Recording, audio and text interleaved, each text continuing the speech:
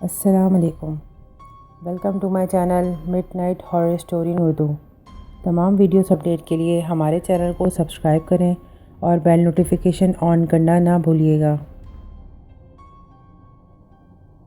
تو آئیے سنتے ہیں ایک نرس کی کہانی۔ ڈاکٹر، یہ کیا ہو رہا ہے؟ ایسے تو ہمارے اسپتال کی بدنامی ہوگی اور ہسپتال مستقل بند ہو جائے گا۔ جولیا نے ڈاکٹر ایمر سے کہا۔ ہاں جولیا، صحیح کہا، مجھے بھی اب ایسا ہی لگتا ہے کہ ہمیں ہسپتال ہمیشہ کے لیے بند کرنا پڑے گا۔ لیکن سر، یہ اسپتال تو آپ کا خواب تھا، پھر آپ اسے ایسے کیسے بند کر سکتے ہیں؟ ہاں بالکل، یہ میرا خواب تھا، مگر میرا خواب لوگوں کو زندگی دینا تھا، نہ کہ کسی کی جان لینا۔ اور ویسے بھی یہ اسپتال اب مردہ خانہ بن چکا ہے۔ ہر 2 دن کے بعد ہسپتال کے کسی نہ کسی اسٹاف کی لاش ہمیں مردہ خانے کے باہر ملتی ہے۔ ڈاکٹر ایمن نے ایک لمبی سانس لے کے کہا۔ لیکن سر، یہ جو سب ہو رہا ہے، اس کی وجہ کیا ہے؟ جولیا بہت حیرانی سے ڈاکٹر ایمر کو دیکھنے لگی۔ یہ نہ پوچھو جولیا، یہ کیا ہو رہا ہے؟ یہ سب میرے گناہوں کی سزا ہے جو ان لوگوں کو مل رہی ہے۔ اب میری باری ہے۔ تو ڈاکٹر ایمر پلیز مجھے بتائیں، یہ سب کیا ہو رہا ہے؟ ہر 2 دن بعد ہمیں مردہ خانے کے باہر سے لاشیں مل رہی ہیں، اس کی وجہ کیا ہے؟ ڈاکٹر ایمر نے کہا۔ جولیا، دراصل جب میں ڈاکٹر بن رہا تھا اس وقت مجھے جنون سوار تھا کہ میرا اپنا ہسپتال ہو جس کا پورے شہر میں چرچا ہو۔ بس پھر کیا تھا، میں اپنے دوستوں کے ساتھ دن رات محنت کر کے میں نے ہسپتال کھڑا کیا، لیکن پیسہ کمانے کے لالچ میں صحیح اور غلط کو بھول گیا تھا۔ ہسپتال میں جب بھی کسی شخص کی موت ہوتی تو ہم پوسٹ مارٹم کرتے وقت اس کے آرگن نکال لیتے اور لاواحقین کو یہ کہہ کر دے دیتے کہ ان کی موت طبعی تھی۔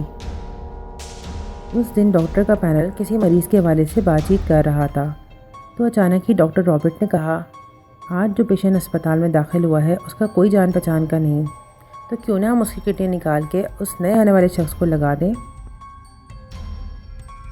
ڈاکٹر ایمر نے سوچا، بالکل کیوں نہ، تاکہ ہم اس سے پیسے کما سکیں۔ بس پھر کیا تھا، نئے آنے والے شخص کو پرانے والے شخص کی کڈنی لگا دی گئی۔ ابھی 2-3 دن گزرے ہی تھے کہ اسپتال کے باہر واچ مین مردہ حالت میں پایا گیا اور اس کی بھی کڈنی نکلی ہوئی تھی۔ اسی طرح آہستہ آہستہ اسپتال کے کافی اسٹاف ڈر کر بھاگ گئے، جو کہ وہ منظر اتنا بھیانک تھا کہ انسان کا دل دھڑک جاتا۔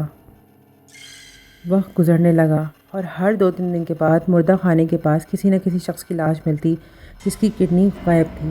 اسپتال کا عملہ بہت پریشان تھا کہ آخر کون ایسا کر رہا ہے۔ لوگوں نے اب اس اسپتال کو بھوتیا اسپتال کہنا شروع کر دیا تھا، کیونکہ وہاں اب کوئی نہیں آتا تھا۔ بہت جلد ہی یہ بات شہر میں پھیل گئی کہ وہ اسپتال بھوتیا اسپتال ہے، کیونکہ اس اسپتال کو دیکھنا تو دور کی بات، لوگوں نے اس راستے سے گزرنا ہی چھوڑ دیا تھا۔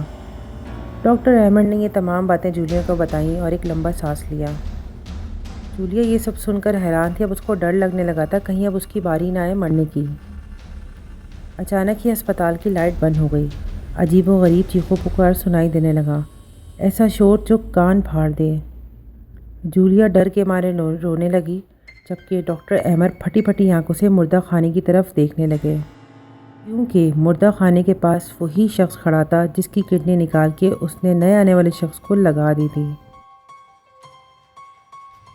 صرف یہی نہیں، بلکہ مردہ گھر کی وہ تمام لاشیں اسی شخص کے پیچھے کھڑی تھیں جس کی کڈنی ڈاکٹر ایمر نے نکال کر نئے آنے والے شخص کو لگا دی تھی۔ ڈاکٹر ایمر کو اپنی موت یقین نظر آ رہی تھی۔